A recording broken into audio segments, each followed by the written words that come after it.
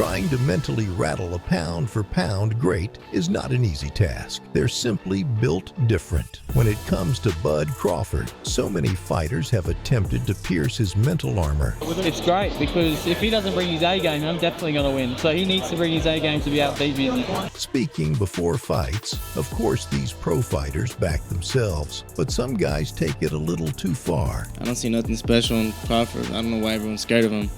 He's in it. Everyone's sleeping, and soon they'll wake up because I'm going to beat his come Saturday.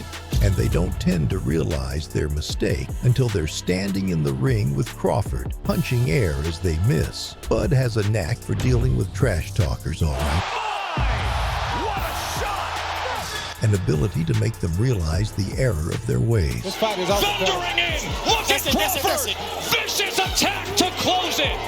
No. Crawford keeps himself humble for the most part, never saying anything he doesn't firmly believe to be true. And that's what makes him one of the greatest fighters of his era, folks. The world is finally waking up to the fact that he's a generational talent. But in reality, he's been this good for years. Remember, if you want to support the channel, be sure to use your hype feature. He's scared of the speed. And the thing about it, I'm half. You know what I mean? I'm already in shape. When you in shape, it ain't no more to do but to fight. Hank Lundy came to put on a show for the fans from the moment the cameras started rolling. You want to off now, huh? We're going to hit too. Don't love Benavidez. You got it. That's Brook. Take it. And emotions were certainly running hot during fight week, although both men knew that the only thing that mattered was what happened in the ring on the night itself. Had Hank Lundy talked himself into a humbling defeat? Only time would tell. Conventional stance. Both have been known to switch to southpaw. With Lundy, it's just that he switches to southpaw. With Crawford, it's that he becomes an even more dynamic. He told us yesterday that he would switch southpaw as soon as Crawford did, but he hasn't done it yet, and he gets in a left hook. Does Hank Lundy. It was a two-piece, Jim. Opponents have been able to hit Crawford, and that was a hard left hook by Lundy. So Lundy gets in the first couple of hard punches. Delorme won the early rounds against Crawford. Gamboa won the early rounds against Crawford. And right now, Lundy is winning the first round against Crawford. Lundy describes himself as an open class fighter. In the amateurs, you're a novice till you have a certain number of fights, then you're open class. Good counterpunch by Crawford there. Lundy missed. Crawford caught him on the chin. Still in the southpaw stance is Terence Crawford. It's just the nature of his face. It's not that he's trying to be unusually dramatic. He understands that the role of the referee is not to be the star of the show, but sometimes you can't take your eyes off of it.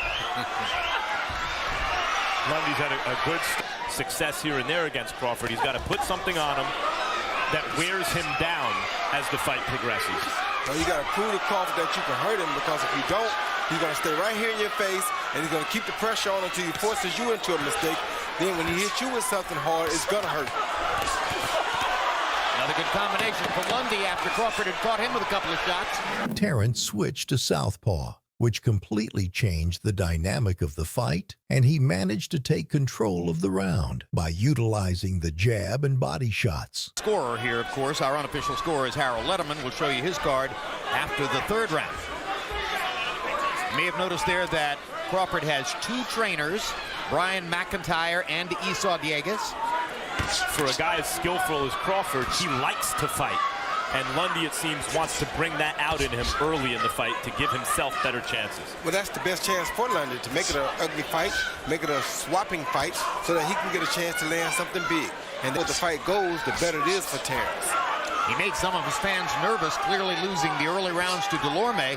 Eventually, it became clear he was bringing Delorme in. He was reeling them in like a fish, giving him opportunities to land so that Delorme would in fact come forward with some... Yeah, but Delorme is a skillful athlete who happens to box. Lundy is a fighter.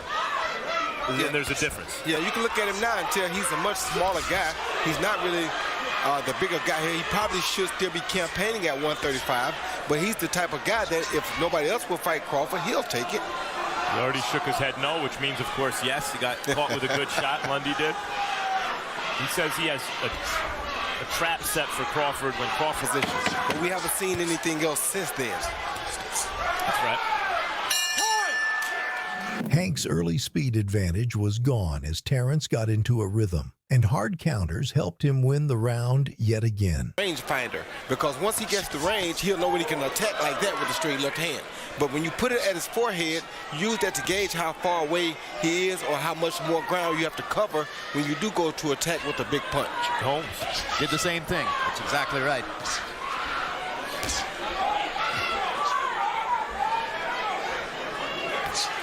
Not a heavy jab. No, it's not a heavy jab at all. It's a range finder to keep me busy and to let me know how far away or how much more of a makeup I have to do to get to you. That was a pretty heavy jab by Lundy. Yeah, it was. The quintessential heavy jab would be what we rotating his fist down into Lemieux's mouth over and over with the jab. Because he wasn't concerned about Lemieux countering the jab at all. These two guys are more experienced. You fight a guy from Philadelphia, you know he knows how to counter a jab if you come in there jabbing like an idiot. See, a fight like this, they're both boxers. I mean, Lundy thinks of himself as a boxer, and Crawford's obviously a boxer. But nevertheless, they don't like each other. You can feel it, and the fight is likely to break out again. And I saw Terence just get really close with the straight left hand.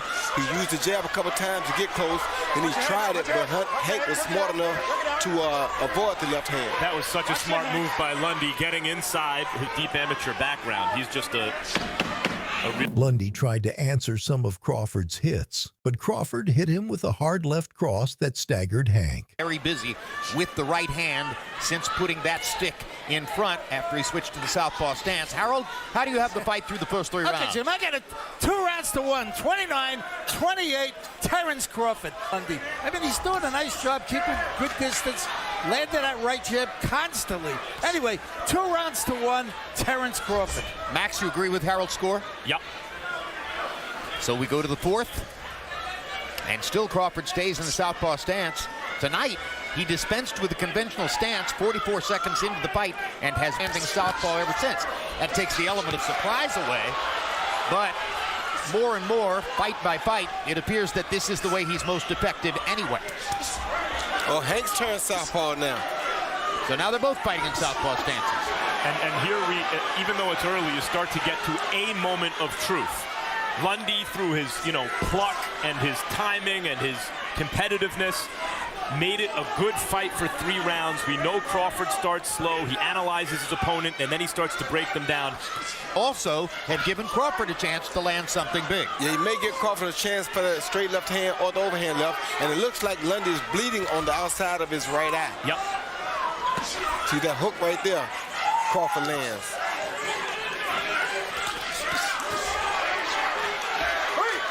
Crawford's caliber, it gets to a point in the fight where they figure some things out, and all of a sudden the other guy's head starts to get flown this way and that way in 2 and 3 punch combinations. The sweat and blood starts to fly, and Crawford, I think, is starting to feel like it's entering that phase of the fight. A good counter by Hank. Hard left hand. Crawford showing you the beard, which he has shown us in several fights. He took some hellacious shots from your... Crawford came out looking to finish the fight, and after knocking Lundy down with a huge right hook, the ref put a stop to the fight moments later when Lundy had trouble standing his ground. Lundy got the jump on Crawford early. Harold Letterman gave him the round. Since then, Harold has scored every round so far for Crawford. 3 out of 4. Deal with that jab, and hopefully it'll open up something else for Crawford. Another left hand landed for Lundy. Crawford came back with a 1-2 of his own. Yeah, both fighters just Lundy. Lundy has to be careful because Crawford's going to set him up right there. Big left hand and another left hand. Momentarily wobbles Lundy. Yeah. Lundy trying to find his legs. Crawford looking for a way to land another shot. Left hand knocks Lundy into the ropes. Good body shot by Crawford. And Lundy let Crawford get a little too close, and you saw that coming. Down goes Hank Lundy on a Crawford left hand. That's why fans love Steve Willis. Hey, are you all right? Look at me. You all right? Come here. He let Crawford get a little too close. Hard left hand. Hard left hand again. Crawford wailing away at Lundy in the corner, and Willis is going to stop it. No one is going to tell you that Hank Lundy is a bad fighter, but there are well and truly levels between his skill level and that of Bud Crawford. Another big win for Crawford's band, another step in the right direction. The build-up for Crawford's fight with Julius Indongo was fun from the get-go, and by the time fight week came, competitive tensions were hitting fever pitch. Indongo's team bigged up their fighters' chances tremendously, but now the time came to back it all up. Would either man crumble under the pressure? That was the question. It was a classic champion versus champion matchup, but only one man would keep a hold of their belts. Good-looking counter left hand from Crawford as Indongo lunged in. One other thing that Crawford is that you missed, he's faster. Crawford, one of the best switch hitters in the game, can do it either way. Comes out, as Teddy said, he's going to meet fire with fire and be in that southpaw stance. Fighting and defending his belt. Remember, he won his first world title with a first-round knockout. You know, we talk about all these talents, all these abilities. Who's got the physical strength? Who has the size, the length, the speed, all those things. But one thing that shouldn't be missed that I think favors Crawford, the intellect. On paper, it's a 3-inch height advantage. There's a swinging, swiping left hand from Indongo. Crawford gets right back into the kitchen and the crowd reacts. And I think just overall, Crawford is just more settled. And when you're settled as a fighter, you can think better, you can implement your game plan better, and you'll see the shots that you need to land. Good shot from Crawford right there, but Indongo still just a little tight for my taste. And then on the back end, a right hand to the body, and that's going to be a knockdown score. 3, 4, 5, 6, 7, 8. Are you okay? You want to continue? Give me your glove. Knockdown right here. Right hand to the body. You're going to see the left hand coming up right there behind the ear. That's a great point. Let's see how he reacts. Terence Crawford is a great finisher. And perhaps a little too willing is Indongo here. Half minute left in the second round. But you can see some doubt, to your point, Andre. He is fat with those left hands, Teddy. There is opportunity throughout the night. Yeah, you can handle those fat punches if you Crawford 2 different ways. Punch in between them. Another knockdown score with a vicious body shot. Oh my, what a body shot. 7, 8, 9, 10. Bud Crawford is the undefeated, undisputed champion of the world. Talking about with fat punches, you can punch in between them. And that's exactly what Crawford did. Just watch. Wide punches create holes. There's a big hole underneath. Left hand to the body by the southpaw of Crawford. Right hook misses. Left hand to the body. The follow-up doesn't.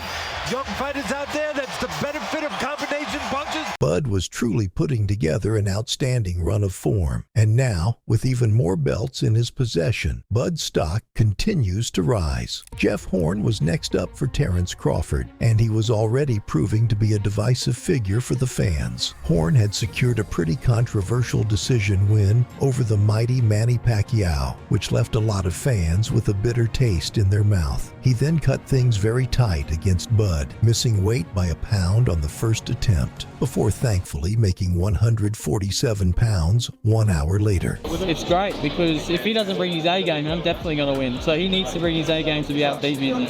To say that Horn was confident in his abilities would be a massive understatement. But even with that Pacquiao name on Horn's record, Crawford's resume was still packed with more quality. On fight night, would Horn be forced to deal with Crawford's A game, or would another major upset be on the cards? And the Horn camp wants to be able to get work done on the inside. There you go. You see right there, right out the gate, Terence is controlling distance. Every time Horn steps in, he gets out just far enough, and he tries to counter just like there. Getting after it pretty early here. See that darting in shit. Gotta stop it from darting in. That's a good plan. It's a check hook because Horn lunges in just like that with his head. Oh, Horn comes in with a right hand that lands flush on Crawford.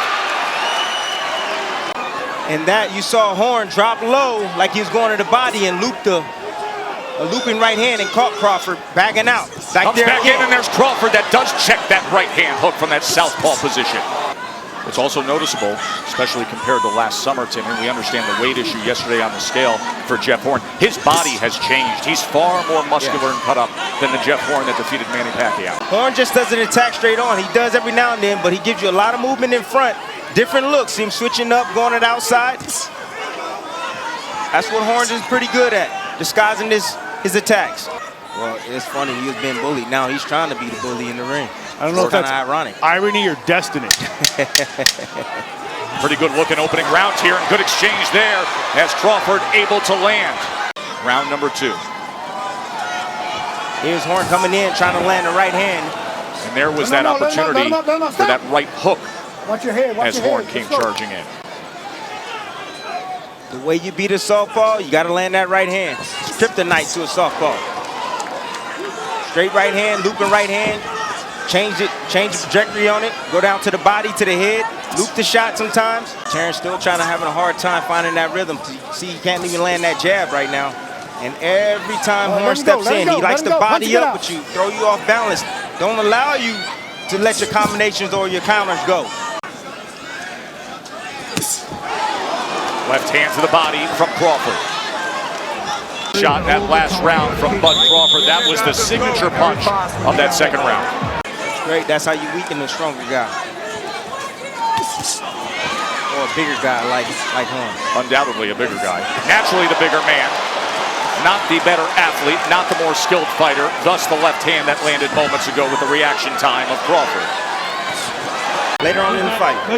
We're listening to Glenn Rushton. There are holes and opportunities. He can't get greedy, though. Horn will fire back at him. There's Horn trying to get to work on that belt line on the inside. Robert Bird's going to earn his paycheck tonight, that's for sure, the referee.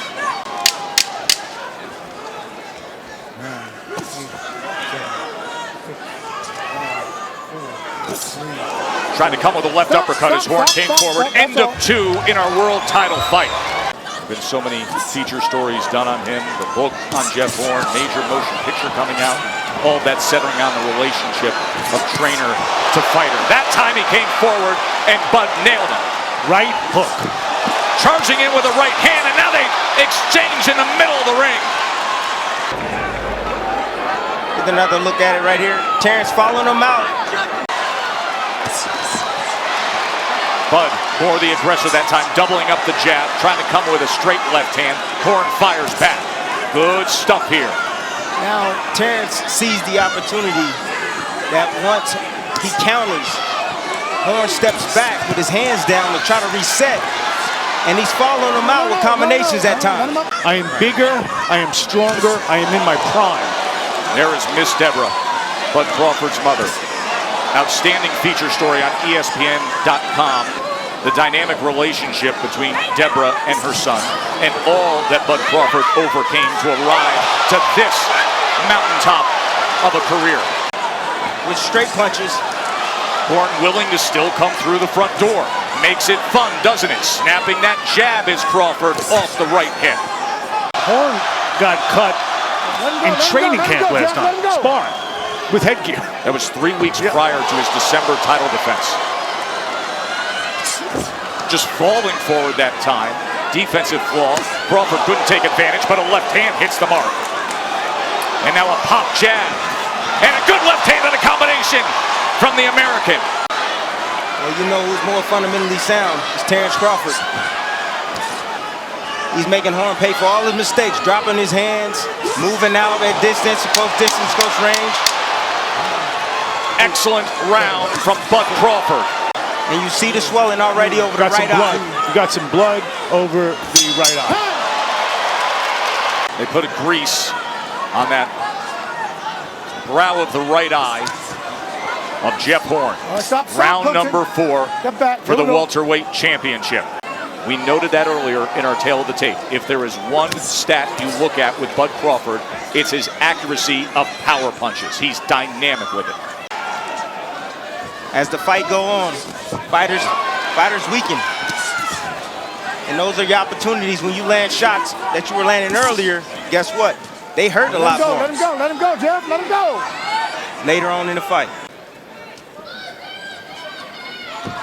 I mean, there's nothing that Horn is doing here that's going to slow down Bud Crawford later in the fight.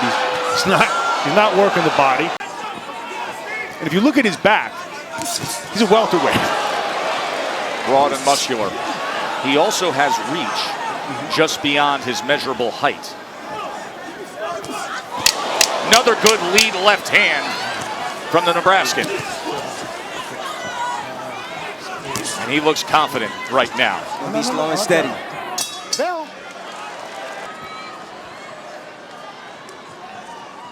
And now it is Bud Crawford and Vasily Lomachenko who vie for that title to be called the world's best. Tonight would be a crowning achievement to become a 3-division champion if Crawford keeps up like this. Good start to round number 5.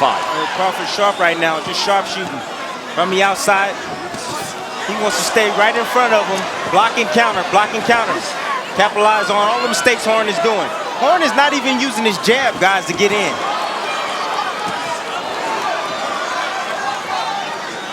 He's comfortable, he's in control. He knows his range now. Jeff Horn's breathing heavy. Horn said, "I'll test his soul." I think it's quite the opposite. I think that Crawford is testing Horn's soul. He's pushing him around. You can see that redness above the right eye as he sends back Horn. Crawford's in control here in round 5. You okay? All right, let's go. There was so much talk from the Horn camp. Some of it bothering Bud Crawford, saying it's just stupid. It's silly what's being said. That's exactly what happened in the 10th round against Manny Pacquiao when he was almost TKO'd in the 9th. Yes, absolutely. Sometimes you can tell your fighter to go into harm's way, and guess what? You put him in danger zone. He also said, "I want to see broken rhythm pressure." Explain that to us. Broken rhythm pressure is basically moving in and out, herky-jerky type of style. I thought Pacquiao, the Horn fight, came up against the limits of his size and his age. Right now, Horn is coming up, at least against Crawford, the limits of his talent. Horn can do one thing, and that's come forward. And he's paying a price for it now. He's trying. I mean, he's giving his best foot forward. Rushton says you just got to land a few shots. It's a lot easier said than done, even on the inside. Good uppercut that time from Bud Crawford. The left hand landed. Good body shot as well. Remember, he scored his undisputed championship with a body shot knockout of Julius Ndongo. He hit him with the chin shots. He's taking them well, but those body shots will have an effect later on. One of the things you're seeing with Crawford is a guy who's completely at home with whatever the terms of combat are. You want to go inside and try to rough me up? Okay, I'm good there. You want to be in the middle of the ring? Okay, I'm good there. I told y'all it was like fighting the Black Panther in there. No, he was no joke when I sparred him. Now he's going downstairs. Oh, that hurt. That hurt. That took the air out of Horn right there. And you see, that was the Ndongo shot, something very close to that. Here we go. When you get to the championship rounds, you'll see what those body shots will do or have done. If it goes that long. 7, 6, 5, 4, 3. Halfway through the title fight. And Crawford in control. You mentioned the Black Panther in making your analogy. Chadwick Boseman is sitting ringside for this fight on ESPN+. Great to have the award-winning actor with us. Mark Wahlberg also here tonight, as is Rick Ross and many NFL stars to come see the great Bud Crawford. Bomac just wants Terence to keep working that body, wear him down, and that's all he wants. Timmy, you say you want to see more of that. Mark? Gave him a motivational speech, not a strategic speech in the corner. I think that's a very good note by you, because I think it demands it at this moment. But it also means that he's out of strategic options. Correct. They need to will something to happen. Yes. They need that miracle. They need to find that magic that they found somehow late against Pacquiao. But this isn't Manny Pacquiao in the autumn of his career. This is a prime Bud Crawford. They need Terence to make a mistake. He is fundamentally sound, and he is athletically superior. Yes, he is. Horn having a little success right there with that double right hand. He lands it again on Crawford as Crawford leans into the line of fire. See, everything is all set up by the jab from Crawford. Lead left hand from Crawford, and you just don't see Jeff Horn with that desire to come downhill every attempt as he did in rounds 1.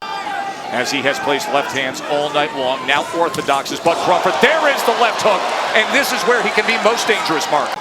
You good? From that right hand stance now. Right hand's his power punch, that left hook is deadly. There it is as it backs up Jeff Horn. And now back to southpaw. Occasionally, Crawford will see him lay on that left side. Punching between punches and a flush left hand, and here comes Bud on the attack. Half minute to go in round 8. Can he finish him? Strafing shots to the head. Horn is hurt. Body shot lands with the right hand as well. Off balance is the Aussie. Left hand came just short. Got 5 seconds. 5 seconds. Oh, nearly floored him there on the bell of a dominating 8th round by Bud. 2-division world champion Bud Crawford against the welterweight champion Jeff Horn. Will he soon be a 3-division champion?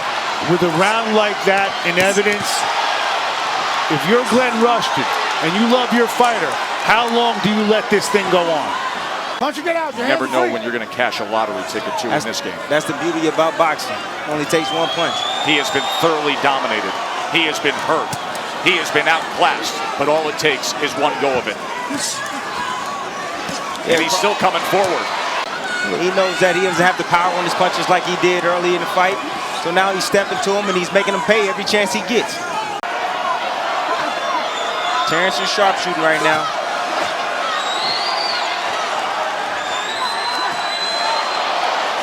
Big left hand, right hook, uppercut, sends him back. Another left hand and a knockdown score. 5, 6, 7, 8. He is tough for anybody in the welterweight division. We have been blessed on ESPN to watch Vasily Lomachenko. You just saw Bud Crawford. Who's the best pound-for-pound fighter in the world? 40 seconds to go here in round number 9. Let's see what Crawford does with it. Here he comes. Backs him up with a left hand again. Horns in the corner. Uppercut lands. Crawford on the attack. That's it. It's over. It's over. We celebrated an undefeated triple count winner in New York today, and now a triple division world champ here in Vegas. Bud Crawford on top of the world. Just awesome right now. Let's make it official.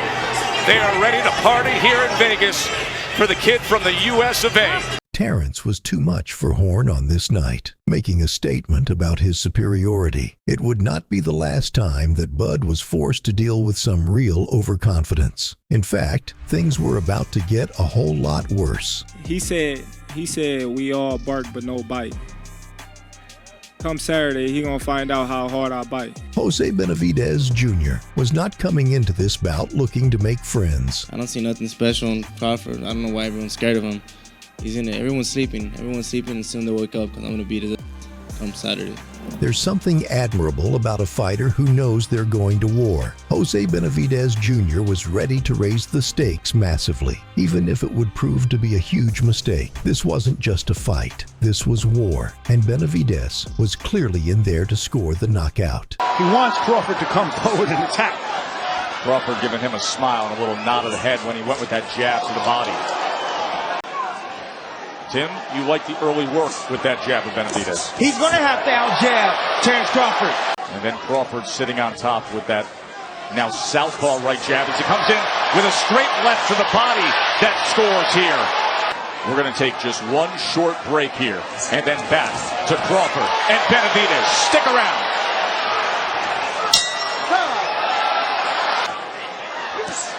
There he is. And there he goes to the body. It was a left hand to the body from Crawford.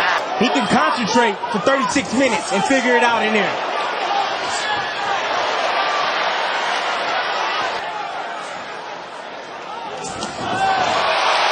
Good exchange. He says Terence Crawford ducked him. I don't find any evidence of that. But in boxing, the imagined slights are usually more important than the real ones. Jab going from there. There's another body shot that got around the left arm of Benavidez. Plus Crawford stepping in behind the jab. You see the peekaboo defense there, even though. Because Benavidez, like I said, is a great counterpuncher. He has a good right hand. Doubles up the right hand that time, does Crawford. There he works his way to the inside and included yet another body punch. And here it is again. When you put that peekaboo defense up with those hands up. The right knee is the knee that was shot. A bullet went through the femoral artery. It fractured the bone. From Bud Crawford, who has had so much success going to the body in this round, taking control here. One of the best pound-for-pound fighter in the world. That's Terence Bud Crawford, trained by Brian McIntyre, a.k.a. Bomac, who's with Bernardo. And you said, watch out for that right hand. Tried to go to the body there, but went up top. Now he comes sweeping across that belt line and came up short. And he's looking to just create things, different angles by switching southpaw. I got news for you, fellas. Sure did. And not running makes a good night for you, the viewer, and these fans here. And by the way, in terms of the way the crowd reacts, they very much knew what they were getting themselves into, so much so to the point that Jose Jr. said, hey, this fight's not going a distance. I can't let that happen here in his hometown. A little politicking by Jose Sr. there. And use a little bit more angles and confuse Benavidez. A guy who sits number one atop so many pound-for-pound fighter in the world list. The guy who was number one pound-for-pound retired. This is more than most people imagine from Jose Benavidez, but it's not more. He'll use that jab occasionally, but he'll wait on you and he'll fire some combinations back at you. Great counterpuncher. And he has good speed. As a fighter, was based on those sparring sessions. He's never been in with anyone like that, except for when he was a kid. Like the champ said, he's catching Crawford on the way out. Crawford had a tendency of doing so, getting off and coming right back. By Crawford that spiked this crowd here. You saw him double up that left hand. Now he gets right into the kitchen of Benavidez. And he let him go again. Three-punch combination and another right hand to the body from Bud Crawford. As Ward has it 58-56 for Crawford. Crawford right now controlling the outside. That's why he's able to land these shots. Looks like the movement of Crawford has Benavidez standing still. I think that Crawford's fighting a little up.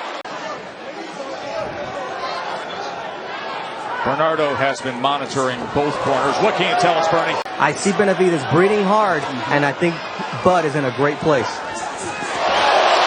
came in, and Bud came at him. From Bud Crawford, Tim. Here it is. Crawford right here, making a miss, making a pay short. Left hand right there. Now Benavidez is willing to cover up right in front of Terence Crawford. That's a huge mistake. He's tired. He is tired. Moments ago, round 8. Is this the start of where Crawford takes control? Willingness to attack from Benavidez that I did earlier in the fight. Covering up like that doesn't work out so well. You know who else notices it? The guy opposite him. Crawford, three-punch exchange, including a left hand that splits the guard of Benavidez. And of course, Crawford comes in, left hand, right to the body. Good exchange to close out the 8. Concession that the way to win this fight, in answer to Joe's question, is that right hand coming in. Andre Ward with an even 6th round, but still Crawford up 78-74. Many ringside have it 5 rounds to 3. Crawford. Look at the beautiful work by Crawford, changing levels, going downstairs to be able to land some combinations up top like that. Right hook right there. Look at the feet. He just got out of range right there. Angles out right there. Terence Crawford. He made the point before. That jab looks good when he throws it right above the knee, walking his dog. Actually, it was a cat, too. It was an exotic $10,000 cat at midnight in Phoenix. Someone targeted him, and he knows. Benavidez attack. He's standing right in front of Terence Crawford right now, not really using his jab. I want to see Terence Crawford turn it up a little bit more on Benavidez. He's there to be hit. Nice stinging body shot right there from Crawford. This is exactly what Crawford needs to do. He needs to stay close, work the body, block and counter. Benavidez with an offensive output. Crawford comes right back. Short left hook from Benavidez. Benavidez a little more willing here in round number 10. And Crawford always that way. World champion, pound for pound elite. In 6 minutes for Benavidez to try to find the answer. Look at the power punches now. Crawford comes into this round having landed 100 of 238 thrown. We talked before about Crawford basically torturing guys who've antagonized him. Maybe looking at a go for broke 12th round from the undefeated challenger as Crawford brings it a little bit. There it is again. Sent off balance. Check hook. He's got to sell out right now. Got to risk everything, right, Tim? Got to go for it. And he is. He's trying. He's trying to stop Terence and put combinations together to the head and body. But where is that body shot we saw in the 4th round? Sitting on the ropes and shaking his head is not how he wants to end this fight, however. Oh! Crawford gets him! My, oh my! What a shot!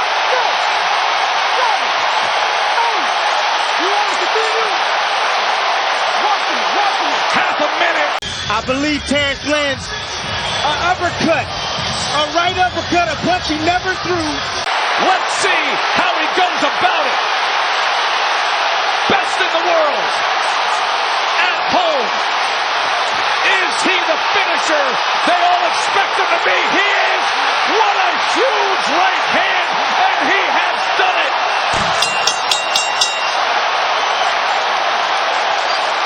The whole fight, short uppercut. Then he follows up to finish him with a right hook. Benavidez.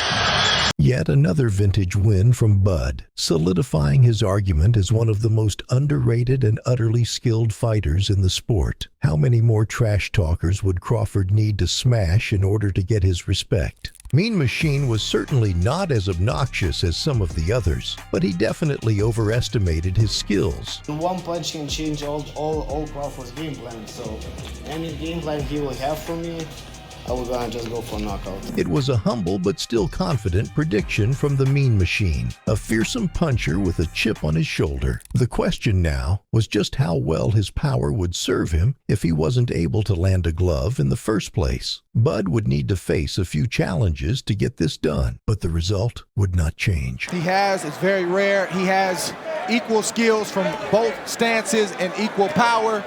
You don't have to prepare for one style, you have to prepare for multiple styles when you face Terence Bud Crawford. That's exactly what he's doing, and he just took the jab downstairs on Crawford. You rarely ever see guys go to Crawford's body. Terence Crawford has educated feet, trained feet. Kaviaskis doesn't. He likes to be still. They're not very quick. He doesn't really have a lot of creativity down low. Doubling up that jab is Crawford. He will range find a bit. By the way, long arms and always can maximize his range on that frame. Doesn't have the wear and tear and the miles on the odometer or been through what Khan had been through prior to that point. And that's why Crawford started fast in that fight, because the scouting report on Amir Khan was that he couldn't take a shot. See Crawford masterful with that range, isn't he? I like the patience of Kaviaskis. He's not rushing in there. He doesn't want to get countered. You know, he's taking his time, trying to get Terence Crawford comfortable. I like the patience of Kaviaskis as well, too. Even though his feet aren't fast, he understands his range and where he needs to be. He's landing some good jabs, and he's in this fight, and he's thinking just like Crawford's thinking. I don't know if that's a good thing, because you don't want a sharpshooter like Crawford to be sitting back thinking. You know, he should. Ooh, good exchange that time. Right hand came in. He needs to shorten those shots up if he wants to step inside. So best work we've seen so far in the early goings goes to the challenger from Lithuania. Watch your speed, watch your speed. That's how he did it in the second round as well with the right hand. Pull him back with his hands down. And now Crawford looks to exchange and pop a right hand. And now Crawford goes to the body. And look at the action we have here in round 3 as Kaviaskis, another exchange. Simply the grappling with the arms, the feet never got tied up, but it was ruled a slip. It most likely should have been ruled a knockdown for Kaviaskis, but still, now in back-to-back rounds, good work with the right hand for the upset-minded title challenger, and the power punches through 3 rounds. Kaviaskis is landing 42% as they exchange here, and Crawford's landing 30%. He had a 19-10 power connect edge through 3. Let's check in with Bernardo. Terence was not hurt. He's good. He recovered well. I didn't think it was a knockdown. All he needs to do is keep his hands up and not get caught in those exchanges. That's the report from the corner of Crawford. There was another right hand moments ago from Kaviaskis. Remember, he's in that southpaw stance, and the right hand is the southpaw killer. That's right. What does damage against southpaws. Perhaps Terence should go back orthodox. Talked about that earlier, Joe Tess. I'm not sure why he's been standing in front of Kaviaskis all night long. I anticipated, and I think Kaviaskis anticipated Crawford moving, boxing, and then trying to come to him mid to late in the fight. I think Crawford's doing a little bit too much too soon. Crawford right now is picking up the tempo on He sure is. He's willing to trade. Look at this. Don't hold behind the head. Don't do that. These right hands have now brought out the fight in Crawford. Right. They are exchanging in the middle of the ring. I don't like the 50-50 exchanges, especially with a guy like Kaviaskis, who has his feet planted, and he's getting that big right hand off, and he's landing it. 50-50 exchanges when you're this level of world champion. They give the underdog a great chance. Sweeping body shot from Bud Crawford.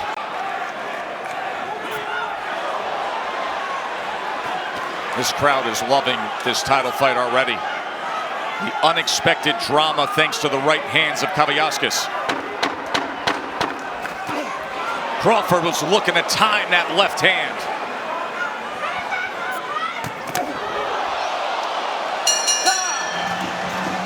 That the upset-minded challenger has come out red hot. Kaviaskis has landed a couple big right hands, and now you can hear the buzz.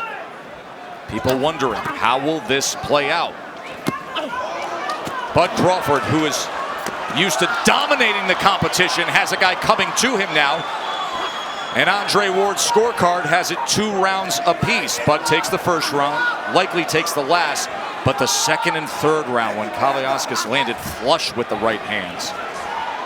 In the last 2 rounds, Kaviaskis is enjoying a 37-24 edge in punches landed. There are the power punches where he has a 31-21 connect advantage. I don't like this game plan right now from Crawford. He's fighting fire with fire. He's getting hit with shots he shouldn't be getting hit with this early in the fight. Kaviaskis has only been 10 rounds 2 times, never been 12. Slow down the stronger fighter. If you're Kaviaskis, keep doing what you're doing. Kaviaskis just got to let his hands go, Dre. That's all he got to do. Every time Crawford gets close, he needs to just let those bombs go. He's hurt right now. Kaviaskis is hurt with that shot. And Bud senses it here. A minute to go in round 5. Crawford just sniffed something out. He sniffed him out. He knows that he don't like the pressure. And let me tell you something. Crawford doesn't mind this at all. But he got to be careful. Combination comes in from Crawford. He has taken control here in this 5th round.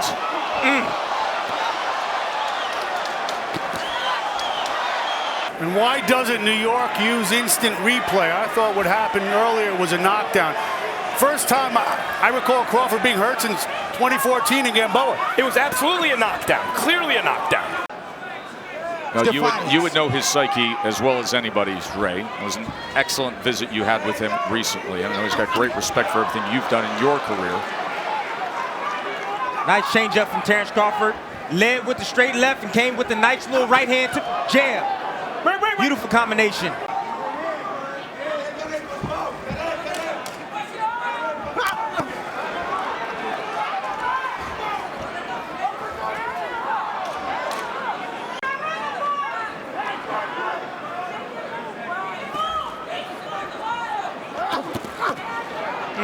Crawford got to be careful. Every time he shoots a shot, let him go. Stop. Kavaliauskas is answering. Really impressed with the timing of Kavaliauskas. Yes. I am too. That has been why he's had his moments of success tonight. Coming to the halfway point of now this greatly intriguing welterweight championship fight. Terence Bud Crawford, 35-0 with 26 knockouts against the Mean Machine, Kavaliauskas, who was coming off of a mediocre performance after rising up the rankings and then becomes the #1 challenger, unbeaten himself, big underdog, and yet he has fought about as good a fight as he can fight to this point. Bernardo is in the corner of Terence Crawford with Brian McIntyre. I'm looking for him so he can get more rhythm, so he can be a little bit more dangerous. Right now he don't got no rhythm, but it looked like he might be coming into it now. I think he liked this competition. What about turning to the south, from the southpaw to the orthodox stance? Once he feel it, he'll go to it. You're not asking him for it? No, once he feel it, he'll go to it. Thank you very much, Bo Mac. Does that surprise you that the trainer is saying it's on the fighter? It is on the fighter, Joe, because I think they're telling Terence the right things. They had a game plan, and I'm not sure this was the game plan, but sometimes as a fighter, you're stubborn. You can't explain it. It just happens. You don't want to move. You don't want to box. You just want to compete and fight, and that's what Crawford's doing. No, it's fun to watch, that's for sure. Crawford's having success when he's marching forward and punishing Kavaliauskas to the body. And again, I'm not sure from Kavaliauskas if I do anything different. Look at that. Look at that.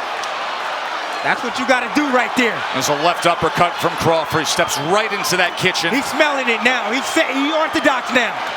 He smells the knockout. And now, as a righty, Crawford comes in. There's a three-punch combination from the champ. Oh, and Kavaliauskas comes back and lands a combination of his own. And Crawford just nails him.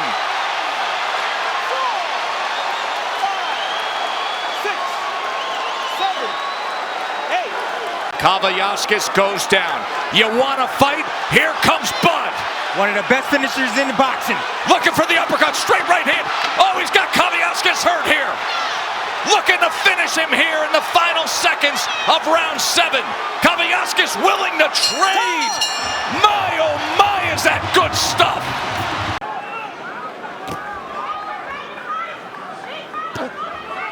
Terence has felt the punching power of Kavaliauskas. He's not being fazed by it. He's going to step to him the rest of the way. And you heard Brian McIntyre, a.k.a. Bo-Mac, his longtime mentor and trainer, say to him, are you comfortable staying right-handed? The answer is yes, and that is how he did damage in that 7th round. Good work doubling up the left hand from Kavaliauskas. Bud did have the right arm pinned, trying to block most of that with the elbow. Kavaliauskas willing to work on the inside.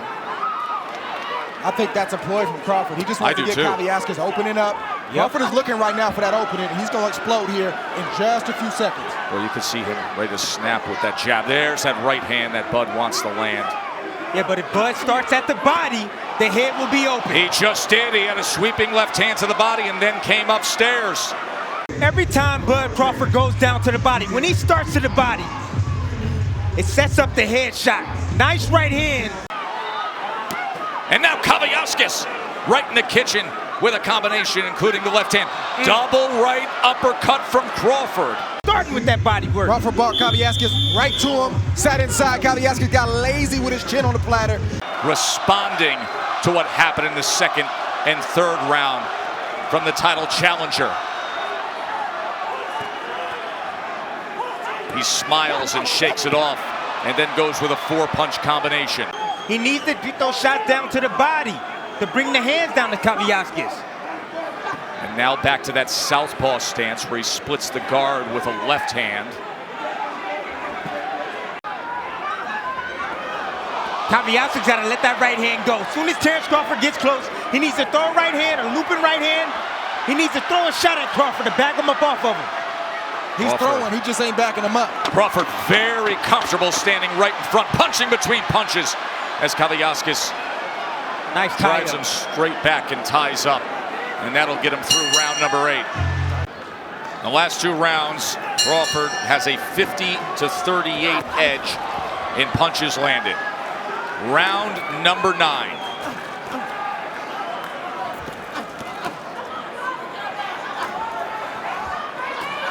Crawford took that last round off, and he's got a rhythm to him right now. He's back. Oh, a lunging left hand that backs up Kaviaskis. Then an uppercut, an absolutely brilliant uppercut. 4, 5, 6, 7. Hey! Terence Crawford made up his mind, and I'm gonna stop you for hurting me, and I'm gonna do whatever I have to do to get that done, whether I'm in a southpaw stance or the right hand stance. And Kaviaskis felt every bit of Terence Crawford tonight, and he realized that there's levels to the game, and this dude has an intensity that's different than most. And here's the end of the fight. Terence Crawford again attacking with that looping left hand. It was available for him earlier, and here it is again. Nice little uppercut coming around. Down goes Kaviaskis. Remember, he is one of the best closers in the business. Let's watch how he does it here. 1 punch, that's it. Bud Crawford, title defense.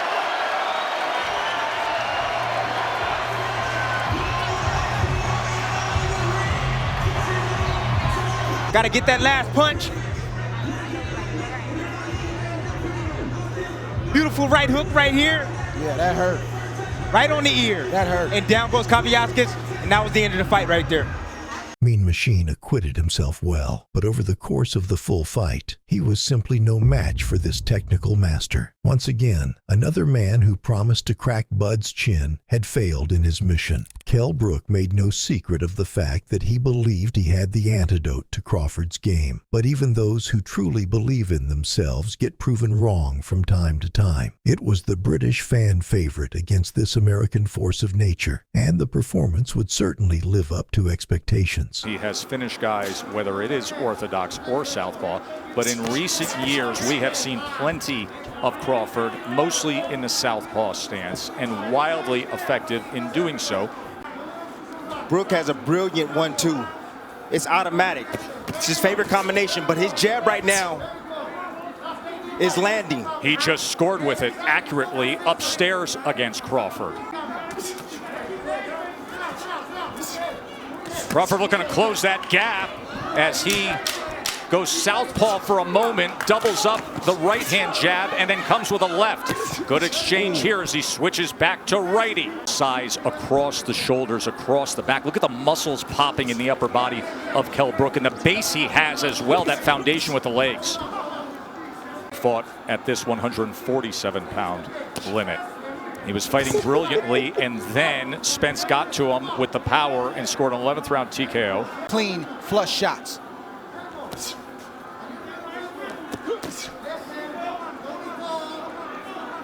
Right now it's a battle of patience.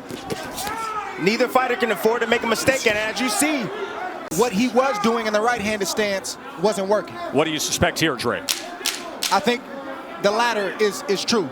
The right-handed stance wasn't working, and he wants to see if he can get something going from the left-handed stance. Stop. No. Ingle did not want to travel and then have to quarantine nor come to the United States. So instead, Carlos Formento is the trainer. Well, when Crawford turns southpaw, he's not even throwing. That's what happens. That's what turning southpaw does. But it does allow you to land a right hand like Brook just landed on Crawford right now. A right hand hands-free. can be the best weapon against a southpaw. And That's how Errol Spence had success against Brook. He closed the distance and started to bully Kell Brook. He started to fight him in close. Brook fought back valiantly, but he really didn't have any answers for that. I see some swelling already on the right eye of Terence Crawford in the right hand, right down the middle that just lands for Kell Brook. And there's a right hand from Crawford. Crawford has to continue to get his lead foot outside the lead foot of Brook to have success with his offense. That will put him in a safe position to let his combinations go. Beautiful right hand. And the champ gets to him. Get over here. Just like that. Get over here. Terence Bud Crawford hits the 6, gas. 7, 8. Like a right hook, right on the money, right on the button. And you see the legs right there of Brook as he wobbled back to that corner. Nice finish up right here, combination from Terence Bud Crawford. You know, sometimes your opponent can do the work for you. As you can see, Kell Brook was moving forward. He shot a jab out there. Crawford timed it over the top with a nice, short, I would say jab, hook, jab, hook type. That's the first knockdown. Remember, the ropes held him up. Boom. And you know, that shot wasn't even on the chin. That shot was right on the eye, and it had that type of effect on Kell Brook. That shows you what type of devastating punching power Terence Bud Crawford possesses. One of the best closers in the game. 27 knockouts in his career. Do we have 28 right here? This fight is also thundering in. Look at Crawford. Vicious attack to close it. No. And he stares him down. Okay. No. With his family here, his wife Isha gets that look in his eyes. At this point, the fight was as good as done because Terence Crawford is one of the best finishers in the game. You can't be hurt like that against Crawford, especially knowing that he had a slow start. He wants to come in here and prove a point and remind everybody why he's atop that list, and that's how you do it. Once again, to your point, Tim, it's not a 3 or 4 round fight. It's a 12-round fight or less. And I wanted to see the reaction from Kell Brook once Terence Crawford landed a clean shot. And just like that, the deed was done. Crawford had picked up yet another signature victory. Kell Brook may have felt confident about his chances going in, but Crawford proved just how many levels above him he was. But what's your opinion on the mighty Terence Bud Crawford? And who would you like to see him take on first, before he inevitably hangs up his gloves for good and retires? Be sure to let us know your take on this living legend in the comments below.